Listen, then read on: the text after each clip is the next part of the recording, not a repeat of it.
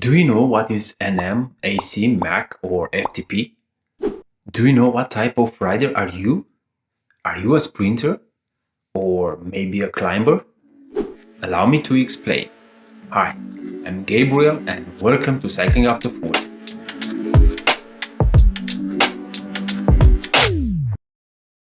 As smart trainers become more reliable, athletes are increasingly using power-based training. This has led to a greater emphasis on metrics such as functional threshold power, which is the highest power output someone can maintain for an hour. FTP is considered a crucial metric by many cyclists and coaches who design workouts and training plans around increasing it. But the issue with relying only on FTP as a metric for training is that it doesn't consider the differences in how athletes generate power at various durations and intensities. Even athletes with the same FTP can have unique abilities when it comes to producing what's above their threshold. This diversity makes it challenging to develop a universal training approach based just on FTP. Achieving the higher FTP is like reaching a destination, but the path and vehicle depend on your starting point. Every athlete has a unique journey even if they have the same goal. To plan the best route, you need to understand where you are and how you put down power. Wahoo Sports Science uses a comprehensive power test called full frontal, which measures neuromuscular power, maximal aerobic power, and anaerobic capacity in addition to FTP. This test is also used by the system in their four-dimensional power platform. Full frontal provides insights into an athlete's capabilities across various efforts and highlights the important relationship between different ways of producing power while cycling. For instance, it sheds light on the connection between maximal aerobic power and FTP.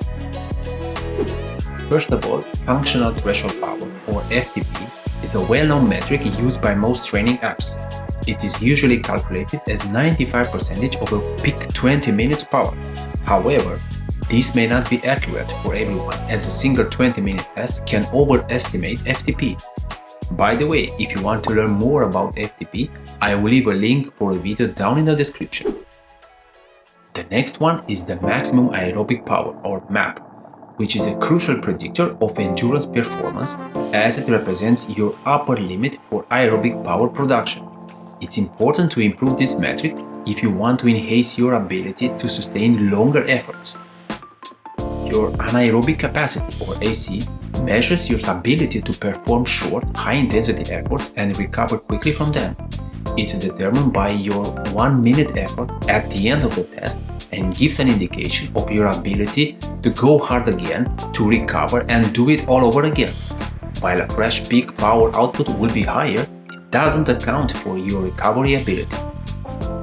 Neuromuscular power, or NM, refers to your 5 seconds power output, which reflects your muscular coordination and raw sprint power. It's determined by your best 5-second power from both indoor and outdoor sprints. Although outdoor sprinting may allow you to generate more power, the app utilizes your indoor sprint power to establish your sprint targets. Now, coming back to MAP, which is determined in full frontal through a 5-minute all-out effort, represents the maximum amount of oxygen your body can use to produce power. It also acts as a cap on your FTP, meaning your FTP will always be lower than your MAP. While the ratio of MAP to FTP varies among individuals, there are limits to how close or far apart they can be. If your MAP is fresh, it can be lower than 115% of your FTP. You can do as much tempo and threshold work as you want, but until you increase your MAP, your FTP simply won't go up. Some athletes have MAP values that are as high as 130% of their FTP, while others have a lower ceiling. However, it's not just about the number themselves, but also the relationship between them. When your MAP reaches a certain level relative to FTP, you won't see any further improvements until you build a strong foundation of endurance. To give you an example, 2 athletes have the same FTP but different MAPs. One has a MAP of 115% of their FTP, while the other has a MAP of 140% of their FTP. Both athletes want to improve their sustained power, but they require different training approaches. One athlete needs to work on raising their MAP ceiling, while the other needs to focus on building a better foundation. A fitness test that only measured FTP wouldn't show this important difference. To develop an effective training strategy that suits your body, you must first understand how you generate power at various intensities and durations. Consistent and precise measurement of your power during training, combined with an awareness of your current level, is crucial for achieving your desired results. Remember, you are more than just your FTP. By knowing your numbers for FTP, MAP, AC, and NM, you can determine your unique riding style. According to Wahoo, there are 6 different rider types. After performing a full frontal test, based on your numbers, you will find out what rider style you have. With this, you will also discover your strongest point and what you can improve further. In conclusion, the 4DP test is a fitness assessment measuring an individual's power output across 4 metrics: sustained power, anaerobic capacity, neuromuscular power, and maximal aerobic power.